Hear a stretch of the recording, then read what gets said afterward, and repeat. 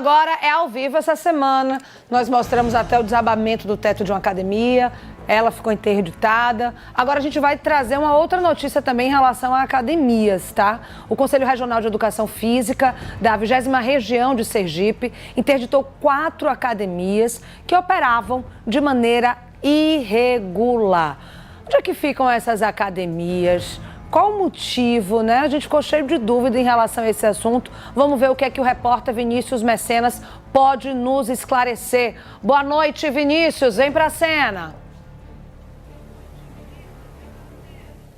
Olá, Mariana. Muito boa noite para você, para todo mundo que está com a gente aqui na TV Atalaia, no Cidade Alerta. É realmente um número surpreendente, né, de academias que foram autuadas, notificadas e interditadas por conta do exercício irregular e ilegal, né, tanto dos profissionais em relação à profissão, mas o próprio estabelecimento não está de acordo, portanto, com as normas. E olha, eu falo em relação a essa fiscalização que aconteceu lá do dia 10 até o dia 14 de março. Né? Então foi uma ampla ação que aconteceu no interior do estado, visitou aí cerca de 11 municípios e, como você bem destacou, 4 dessas academias elas precisaram ser interditadas e outras notificadas e várias autuações. Para você ter noção, em Pirambu, por exemplo, ficou sem registro de empresa e sem supervisão de um profissional. Já em Poço Redondo, ficou também sem registro da empresa, também sem supervisão profissional. Gararu, sem registro da empresa, sem supervisão profissional e em estágio, sem contrato, sem falar das irregularidades, que são muitas. Olha só, 4 academias notificadas por permitir exercício ilegal da profissão, 10 academias multadas por ausência de uma supervisão profissional, que eu acho que é o mínimo para qualquer recinto, né? 6 estagiários sem contrato de estágio, além de 4 pessoas notificadas por exercício ilegal, portanto, da profissão. Claro, tem alguns registros que são positivos, né? Por outro lado, né, foram registrados aí 10 professores regulares, um professor, né, com débito junto ao conselho e 2 professores sem registro, que receberam prazo de 30 dias para se regularizar. Então, como eu disse, é um número realmente surpreendente, mas que já era até esperado pelo próprio Conselho Regional de Educação Física, que faz essa autuação.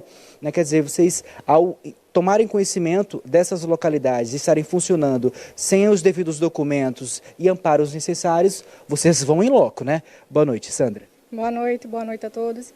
Sim, quando a gente toma conhecimento das irregularidades, a gente dá prioridade e vai verificar, damos um prazo, fazemos a orientação, a fiscalização e com isso a gente notifica quando precisa notificar ou adverte quando precisa advertir ou só um termo de visita quando está tudo regular. A Sandra é uma das agentes de fiscalização do Conselho Regional de Educação Física e ela, junto com outros 2 agentes, né, se dirigem a esses municípios. Mas assim, vocês vão lá e fecham o recinto. É basicamente por aí que funciona? Isso, é exatamente assim. Quando a gente tem a notificação de uma academia que abriu há pouco tempo, é recente, quando a gente chega na primeira visita, a gente dá um prazo, orienta como é que ele tem que fazer para dar entrada no registro, o que é que precisa, se precisa de um profissional ou não, a gente explica, orienta, aí damos o prazo, aí depois voltamos novamente no recinto, damos outro prazo até que eles se regularizem. Essas academias que foram fechadas, interditadas, elas já tinham recebido o prazo, mais de uma vez, já tinha recebido visitas mais de uma vez e como não foi regularizada a situação, fizemos essa operação. Agora a senhora me falou que é algo muito comum, principalmente no interior do estado. Há uma explicação para isso? Por questão dos profissionais, né? O interior é mais complicado de ter um profissional qualificado porque a mão de obra é mais barata, né? Então eles preferem trabalhar na capital do que no interior. E para você ter noção, Mariana, é tão grave essas situações que muitas pessoas, né, que trabalham, que são proprietárias desses estabelecimentos, às vezes eles contratam estagiários sem contrato. Então você imagina só, né, como é que contrata um estudante sem um contrato, né? Tem alguns deles que ainda nem chegou a se matricular, né, na função, né, na profissão de educação física e já tinha uma academia de seu nome. Quer dizer, é uma situação muito grave, né? Isso, é uma situação muito grave. A gente sempre orienta os profissionais, os proprietários de estabelecimento, que quando contratam os estagiários, eles realizem o contrato de estágio deles, porque eles precisam ter esse respaldo e eles também têm que estar matriculados, né, para a sociedade, a gente ter um atendimento de qualidade, né? Agora, no caso dessas academias que foram interditadas, o que é preciso ser feito, né, para que elas sejam reabertas? Há alguma documentação específica? Qual que é o mínimo? Qual que é o requisito? Então, o requisito mínimo é ter um CNPJ, microempresa ou empresa, e ter um profissional de educação física responsável para ser o responsável técnico, né, que a gente chama de IRT. É o básico mínimo, né? A maioria das que foram interditadas já vieram no conselho, né, com a documentação para poder a gente reabrir a academia, mas o básico é isso mesmo. E vocês, inclusive, desenvolvem um trabalho junto com a vigilância sanitária, que é quem vê a parte estrutural, né? Exatamente. Quando a gente chega numa academia que a gente vê que a estrutura está danificada, a gente oficializa para a vigilância, fazemos até a operação conjunta com eles, para poder ter esse... as academias estão... Ficarem regulares, né? E vem cá, qual que é a orientação? Tanto para quem já está em exercício, quanto para essas academias que foram interditadas, os profissionais que foram autuados por estarem, né, exercendo uma função de forma ilegal em relação à profissão. O que é que o Conselho Regional de Educação Física orienta, tanto para os profissionais, mas também para esses estabelecimentos?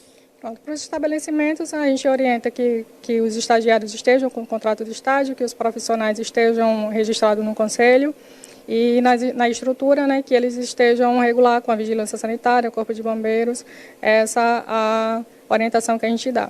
Perfeito. E existem canais de comunicação, eu acredito que tanto para denúncia, mas também para sugestões, para críticas também aqui do Conselho? Sim, sim, temos o nosso site, que é o cref20.org.br, que, na verdade, eu falei já o site sem o www, né? Na verdade, é www.cref20.org.br.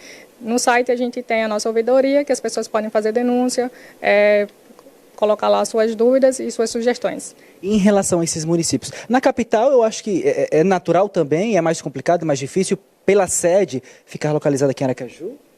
Ou também tem casos, né? Tem, o caso maior na capital é questão de contrato sem estágio mesmo, mas fora isso é mais tranquilo, né?